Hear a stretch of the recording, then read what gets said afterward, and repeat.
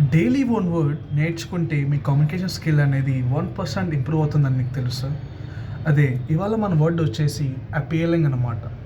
అంటే అట్రాక్టివ్గా ఉండడం, మనకి నచ్చడం, ఇంప్రెస్ చేయడం.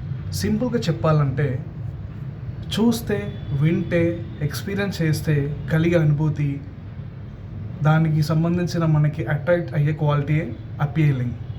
కార్పొరేట్లో సక్సెస్ కావాలంటే కమ్యూనికేషన్ అపీల్గా ఉండాలి. This dress looks very appealing. My goal is to give appealing answers with clarity and confidence. He gave an appealing presentation to the clients. The introduction of the article was very appealing.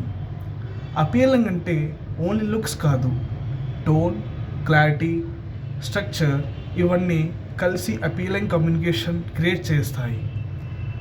ఇలా ప్రతి వర్డ్ని right కాంటెక్స్లో use చేస్తే మీ English simple నుండి professional లెవెల్కి వెళ్తుంది.